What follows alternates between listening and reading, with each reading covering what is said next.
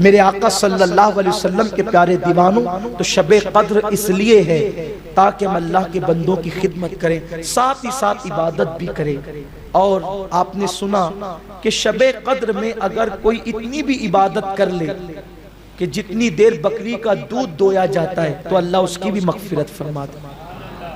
بلکہ جو عشاء کی نماز با جماعت پڑھ لے اور فجر کی نماز با جماعت پڑھ لے، اللہ تبارک و تعالیٰ اس کو بھی پوری رات عبادت کرنے کا ثواب عطا فرماتا ہے۔ اور کتنا ثواب عطا فرماتا ہے؟ 1000 مہینے سے بہتر ثواب عطا فرماتا ہے۔ لیکن یاد رکھو، اپنی گفتگو ختم کرتے ہوئے عرض کروں، شب قدر میں سب سے بڑی عبادت اللہ کی مخلوق کی خدمت کے بعد یہ ہے کہ رب کی بارگاہ میں اپنے گناہوں سے توبہ کی جائے، اللہ کی بارگاہ میں معافی طلب کی جائے، کیونکہ مغفرت بڑی چیز ہے۔ جس کو مغفرت مل گئی اس کو خیر کثیر مل گیا، اس کو بڑی نعمت مل گئی۔ اس لیے اللہ کی بارگاہ میں گڑ گڑاؤ، رو، احساس کرو کہ اللہ تبارک و تعالی ہم سب کی مغفرت فرمائے، ہم سب کی بخشش فرمائے، ہمیں نجات کا پروانہ عطا فرمائے۔ کیونکہ اللہ رب العزت کا اعلان ہے، سبقت رحمتی علی غضبی، کہ میری رحمت میرے غضب پر سبقت لے گئی ہے۔ اللہ رب العزت کی بارگاہ میں جب بندہ معافی طلب کرتا ہے تو اللہ اس کو صرف معافی نہیں کرتا، بلکہ اللہ رب العزت اس کے گناہوں کو بھی نیکیوں میں تبدیل فرما دیتا ہے۔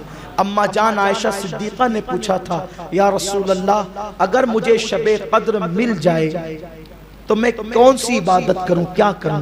تو میرے آقا نے فرمایا تھا، اگر تجھے شب قدر مل جائے عائشہ تو اس رات کو اللہ کی بارگاہ میں اپنے لیے مغفرت طلب کرنا۔ اللہم انکا عفو تحب العفو فاعف عنی، یہ دعا کرنا ترمذی شریف کی حدیث ہے۔ تو اللہ کی بارگاہ میں مغفرت طلب کرو، بخشش مانگو، مغفرت مانگو، گناہوں سے توبہ کرو۔ یہ شب قدر کا ایک عظیم تحفہ ہے۔ لیکن یاد رکھیں، ہمارا حال تو یہ ہے کہ لوگ شب قدر کے اندر یا تو سونے میں گزار دیتے ہیں، یا لہو و لعب میں گزار دیتے ہیں، یا عبادت سے دوری میں گزار دیتے ہیں، کچھ لوگ تو بیٹھے بیٹھے گزار دیتے ہیں۔ ایسا نہ کریں، شب قدر کا خاص خیال کریں، اور شب قدر میں کلمہ شریف کا ورد کریں، لا الہ الا اللہ کثرت سے پڑھیں، لا حول ولا قوت الا باللہ کریں۔ اب عوام بہت کنفیوز ہوتی ہے کہ شب قدر ہے کون سی رات؟ 21 ہے، 23 ہے، 25 ہے، 27 ہے، 29 ہے۔ اتنی آسان ہے شب قدر، اتنی آسان ہے کہ انشاءاللہ اگر آپ توجہ کریں گے تو آپ کو شب قدر کا پتہ مل جائے گا۔ کسی نے کہا 21 ہوتی ہے، کسی نے کہا 23 ہوتی ہے، کسی نے کہا 25 ہوتی ہے، کسی نے کہا 27 ہوتی ہے، کسی نے کہا 29 ہوتی ہے۔ اقوال جتنے بڑھتے جاتے ہیں لوگوں کا کنفیوژن اتنا بڑھتا جاتا ہے۔ لیکن آئیے، میرے آقا سرکار غوث الاعظم دستگیر نے جو بتایا شب قدر، میں وہ آپ کو بتا دوں۔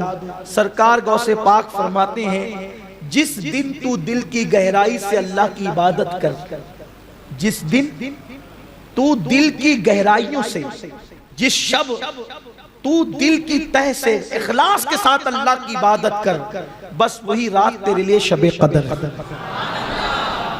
شب قدر کیا ہے؟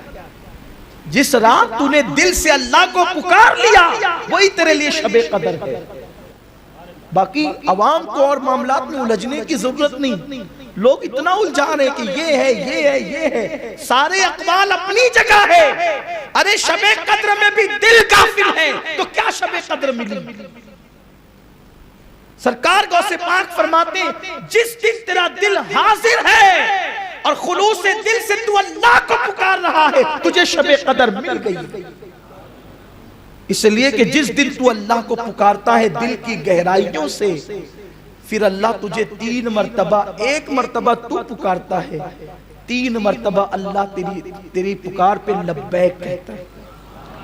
اسی لیے تو حضرت امام زین العابدین جب حج کا احرام باندھتے ہیں تو پہلی مرتبہ لبیک کہتے ہیں تو بے ہوش ہو کر زمین پہ گر جاتے ہیں، دوسری مرتبہ لبیک کہتے ہیں پھر بے ہوش ہو کے زمین پہ گر جاتے ہیں، تیسری مرتبہ لبیک کہتے ہیں پھر بے ہوش ہو کے زمین پہ گر جاتے ہیں۔ لوگ کہتے ہیں آپ پوری لبیک ہی نہیں پڑھ پا رہے ہیں، لبیک اللہم لبیک لبیک لا شریک لک لبیک ان الحمد والنعمت لک والملک لا شریک لک.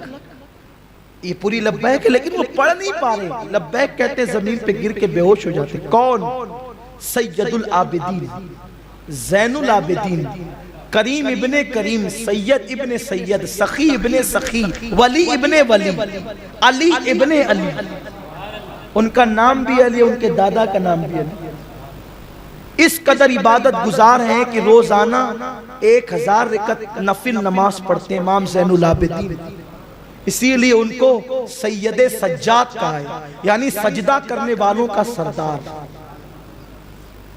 لوگوں نے کہا آپ لبیک ہی نہیں پڑھ پاتے، بے ہوش ہو جاتے ہیں. ارشاد فرمایا تمہیں پتہ ہے جب بندہ خلوص سے لبیک پڑھتا ہے تو اللہ 3 بار اس کے جواب میں کہتا ہے لبیک و سعدیک، میں بھی حاضر، تو حاضر ہے تو میں بھی حاضر ہوں، اور میں نے تجھے نیک کیا، تجھے برکت والا کیا.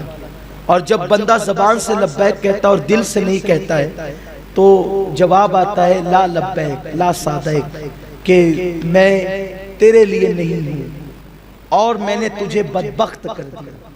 کب؟ جب لبیک پڑھی جاتی ہے اور دل حاضر نہیں ہوتا. اب شب قدر تو مل گئی لیکن دل ہی حاضر نہیں ہے. صلاۃ التسبیح پڑھی جا رہی ہے، دل ہی حاضر نہیں ہے. نوافل پڑھی جا رہی ہے، دل ہی حاضر نہیں ہے.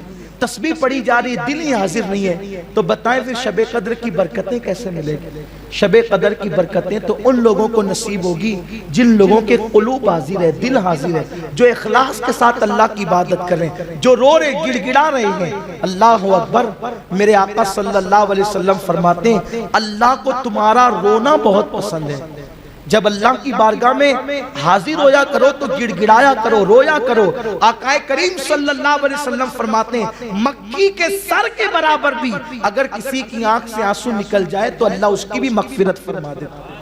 لیکن افسوس ہمیں تو رونا ہی نہیں آتا، بلکہ اگر کوئی اللہ کے خوف سے روتا ہے تو ہم ہنستے ہیں، ہم مسکراتے ہیں، اس لیے کہ ہمیں رونا نہیں آتا. دوست تو اگر ناراض ہو جائے تو ہم روتے ہیں، بھائی اگر روٹ جائے تو ہم روتے ہیں، گھر سے نکال دیا جائے تو روتے ہیں، بچہ مر جائے تو روتے ہیں، کاروبار میں نقصان ہو جائے تو روتے ہیں، لیکن ہم اللہ کے لیے نہیں روتے. اما جان عائشہ صدیقہ فرماتی ہے میں نے اپنے کانوں سے حضور سید عالم سے سنا ہے آقا کریم علیہ السلام فرماتے ہیں جو اللہ کو منانے کے لیے اپنے گناہوں کو یاد کر کے روتے ہیں اللہ ان لوگوں کو بغیر حساب و کتاب جنت عطا فرمائے گا. لیکن ہائے افسوس ہمیں رونا نہیں آتا. سحری کا وقت ہم نے قہقہوں میں گزار دیا، افطار کا وقت تو قہقہوں میں گزار دیا، رمضان شریف کا آخری عشرہ آیا تو اب اس کو ہم بازاروں کی زینت میں گزار دیتے ہیں، بازاروں میں خریداری کے لیے گزار دیتے ہیں. کون روئے گا ہمارے حال پر؟ کون روئے گا ہمارے اعمال پر؟ کون روئے گا ہماری آخرت کے حوالے سے؟ یاد رکھیں اللہ کے خوف سے تو پتھر بھی رویا کرتے ہیں، اللہ کے خوف سے تو پتھر بھی رویا کرتے ہیں. کیا ہمارا دل اتنا سخت ہو گیا پتھروں سے زیادہ کہ ہم اللہ کے لیے نہیں روتے، رب کی بارگاہ میں مغفرت نہیں چاہتے، رب کی بارگاہ میں دعا نہیں کرتے؟ اللہ کے حبیب صلی اللہ علیہ وسلم نے فرمایا جس کو ماہ رمضان ملا اور اس کی مغفرت نہیں ہوئی وہ اللہ کی رحمت سے دور ہو گیا. ماہ رمضان تو مل گیا، کیا مغفرت بھی مل گئی؟ کیا بخشش بھی مل گئی؟ کیا نجات بھی مل گئی؟ بتاؤ اگر نہیں ملی تو یہ قہقہے کیوں ہے؟ یہ وقت کی بربادی کیوں ہے؟ شب قدر تلاش کرنے کا شوق کیوں نہیں ہے؟ اب ہمارے پاس چند دن بچے ہیں، کاش کہ ہم اس کا احساس کر لیں، کاش کہ ہم اس کو غنیمت جان لیں. اس لیے کہ کل کا دن جمعۃ الوداع ہے، ماہ رمضان شریف کا اس سال کا آخری جمعہ ہے. پھر پتہ نہیں آئندہ سال ماہ رمضان شریف تو ضرور آئے گا، پوری رعنائیوں کے ساتھ آئے گا، پوری برکتوں کے ساتھ آئے گا، لیکن اس میں ہم رہیں گے یا نہیں رہیں گے کوئی گارنٹی نہیں. اس لیے کہ پچھلے سال جو تھے اس سال وہ نہیں ہے، پچھلے سال جو ہماری محفلوں کی زینت بنتے تھے اس سال وہ نہیں ہے. کہیں ایسا تو نہیں کہ ہم بھی نہ ہو سکیں گے، ہم بھی نہ رہ سکیں گے؟ اس لیے اللہ کی بارگاہ میں دعا کرو اللہ بار بار ماہ رمضان شریف عطا